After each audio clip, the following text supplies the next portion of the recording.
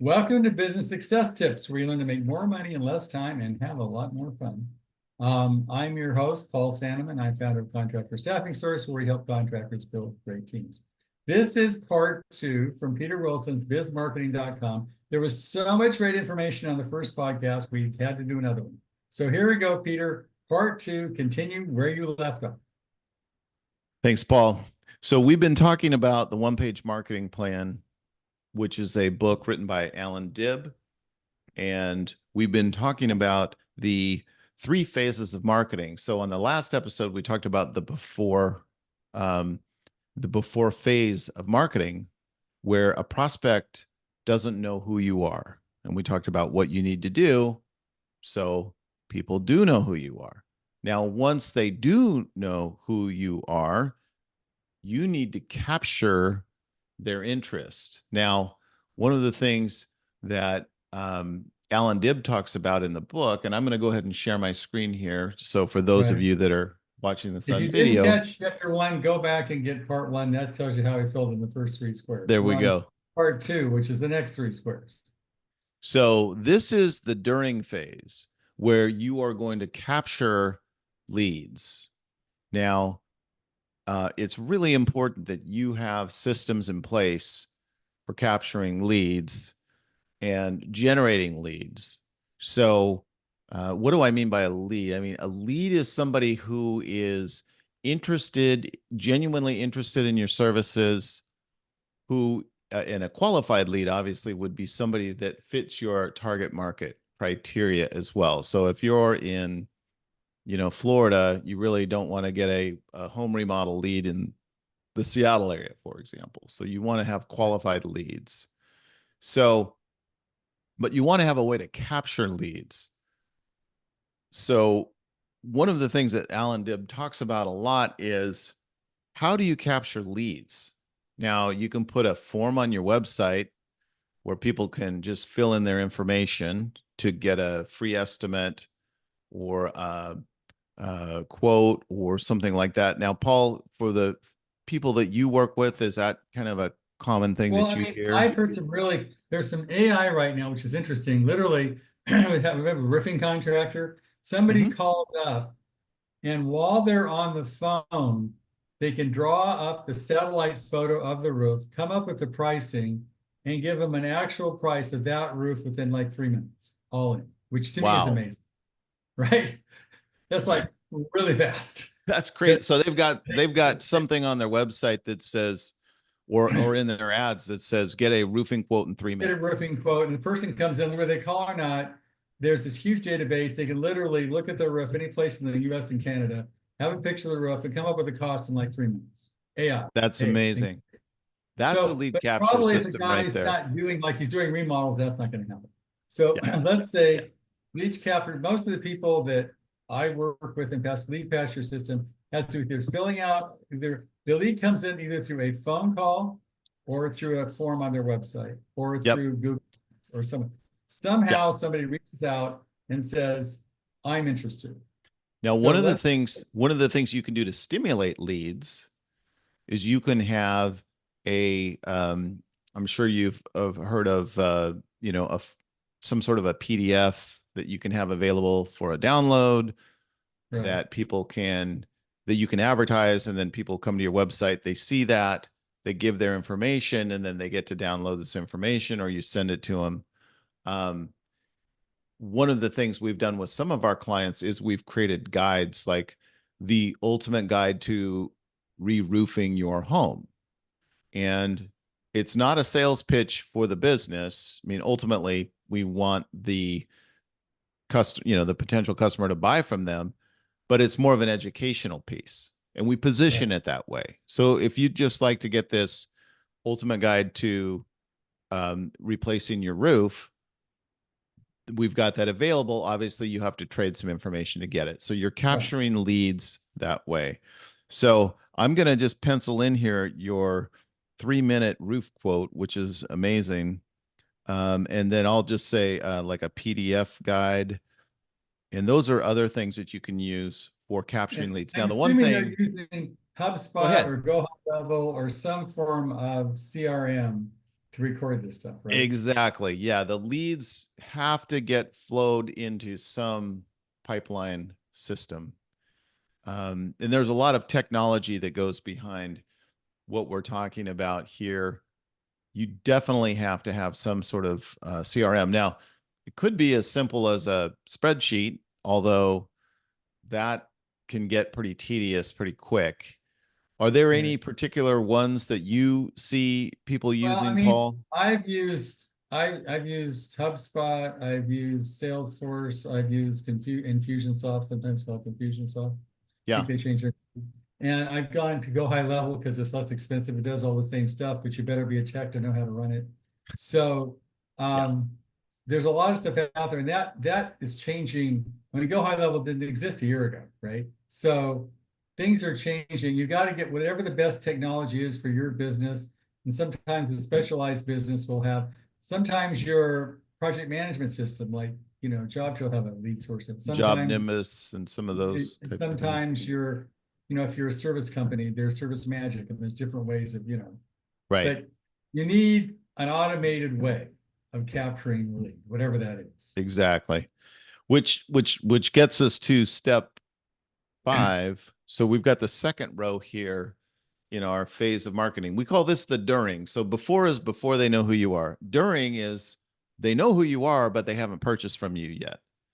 You capture their interest. Now, one of the interesting things that Alan Dibb talks about in the book is a lot of companies will say they'll get a lead, they'll contact the lead, the person's not ready to buy today, and what do?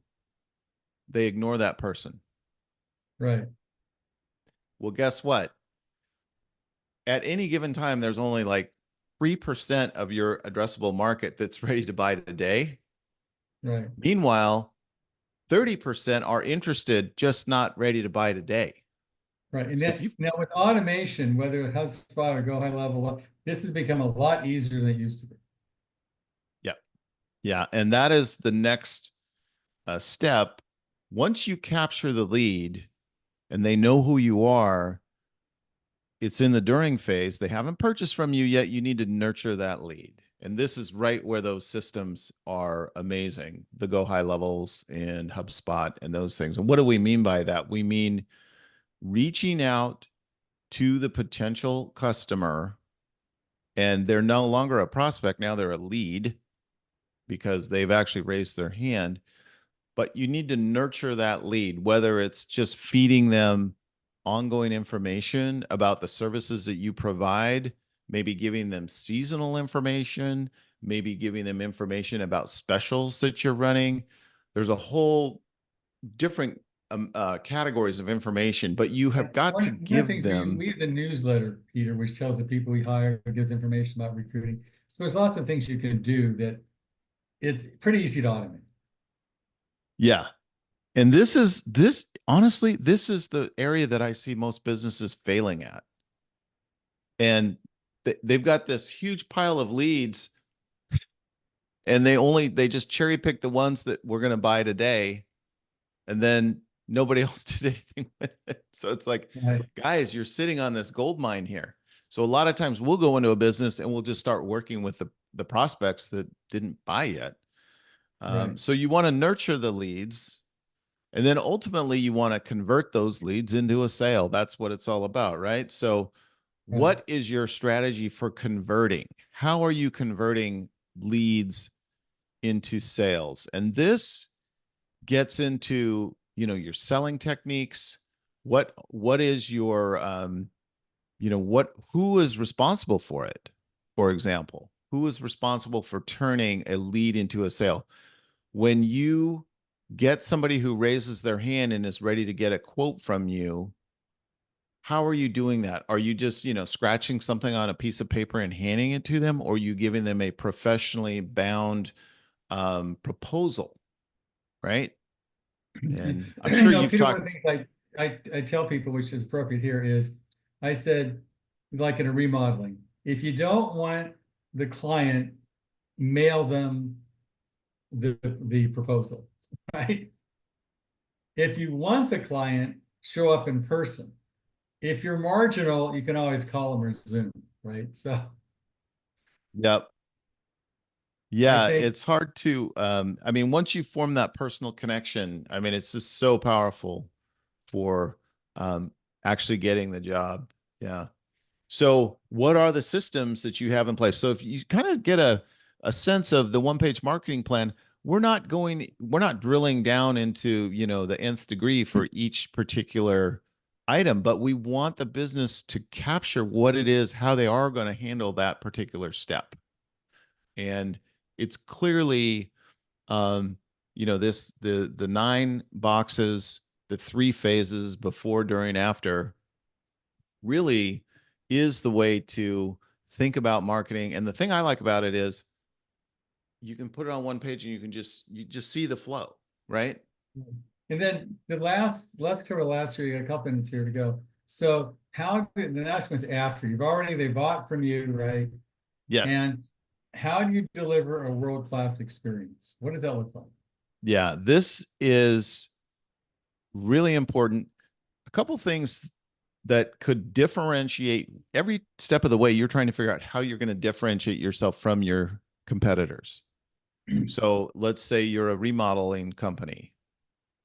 Maybe the first thing you do is once the customer signs and you get the first check, you deliver um, a plan that's our code of conduct. You will always have a manager on site. You will always hear from us at the end of the week. So, what is your standard operating procedure for dealing with the customer, especially Yeah. if it's a remodeling or it's a contractor? I mean, I know that gets very complicated. Communication is super important. So, how are you going to communicate with the customer and just telling them this is what we're going to give you? So, how are you going to deliver that world class Now, here's experience? Peter, where software has made it easier, whether you're build a trend, co-construct, or Procore, whatever. Yeah, Um, or it's easier than it used to be because there's a lot of software that makes an amazing presentation and follows and keeps track of people. And, every time they call, so this is where, and some people, AI has got a lot of that and everything, how you doing? And could be, who knows, happy birthday, whatever. But you're right. This is way easier than it used to be because there's a lot of companies that spend a lot of money figuring out how to make this an amazing experience. And I know there's Job Trend, Builder Trend, Procore, CoConstruct. I can name that's just several of them that help you deliver that world-class experience. So you should check into software and make sure which software delivers the experience that you want the client to have. exactly. Yeah, and it's thinking about the actual delivery of your product as your marketing. Probably the Well, most that's probably the most the this box, how to deliver a world class, probably the most important piece of all the marketing, because that's all your referrals are going to come from, your right. reputation, Well, everything. part of this has to do with, I know a guy, they just, put covers on their shoes before they walk in the Right. house. Yeah. Yeah. You know, little things like that. The truck is immaculate. It isn't a piece of garbage. The Yeah. And it's person's clean. dressed well. They Yeah. look people in the eye when they meet them. They shake their hand. I mean, there's a bunch of things you can do that elevate you above the average guy out there. Yeah. I've got a carpet cleaning company that I work with that does just that. They're every time they're in your home, they've got the little booties on. They're they've got all these little pads they put on all the corners when they pull their hoses in, and Mhm. they might use your hose. They make sure they wind it up. They put it back where they found it. All kinds of things like that. So it's just, if even if you just write that down and hand it to the customer and say, here's what you can expect from us, that's important. Now, the next phase, so let's say you've delivered the world class experience. Well, we're just getting started on the marketing side, because um, you're going to look for ways to increase your lifetime value with a customer, right? And sometimes uh, service companies, home service contractors, and companies that do big projects, may kind of overlook this, but I know it's a massive opportunity. For example, I've got roofing companies that I work with, and they say, well, why would I want to, I put a roof on, that's like a lifetime roof. I mean, I'm not going to be back here for 20 years, right? Well, are you going to be in business in 20 years? You may be back to do that roof. So, what are Right, you doing to ensure that you have created, that experience that they're going to want to have you back? And are there other services that you can provide them in the meantime? So, some of the roofing companies we work with have an annual maintenance program, or right, HVAC contractors. This is a really big one where they realize they're not going to sell you a heat pump every other year. So they have a maintenance program that is, so there's no surprises when it comes to right. And that's your reoccurring furnace. revenue, which is the best kind, right? Exactly. And the other opportunity is to, um, you know, um, if people move, right? Right. So Who else moves in once the house? somebody is a customer, I always tell my clients, once somebody buys from you, they should be your customer for life. Absolutely. People move every what? Is it 5 to 7 years Actually, these five to days? 7 years, yeah. So I just bought a house, needs a new roof, or getting under the next step there. My daughter just bought her first house. It needs a Yeah. new roof. Well, that ties into the next one, which is how do I orchestrate and stimulate referrals, which is the last box. Yep. And that is one that is massively important. And this is why, like a monthly newsletter, again, this is probably the lowest hanging fruit with the contractors we work with, is just doing a monthly educational newsletter. You're not even trying to sell anything. You're just trying to educate and be seen as a trusted authority in what you Right. do. And if you did your job right the first time, you're going to be their roofer. You're going to be their HVAC guy. You're going to be their Right. plumber, right? So, With the know, like, and trust thing, and the trust is the most important, right? yeah, yep. And stimulating referrals and reviews. As we all know, in this day and age, Google reviews is super important. Um, Yelp to some degree, and I know there are other specific, like House and other Right. platforms that have their own reviews and referrals and things like that. Don't neglect that. Don't ignore it.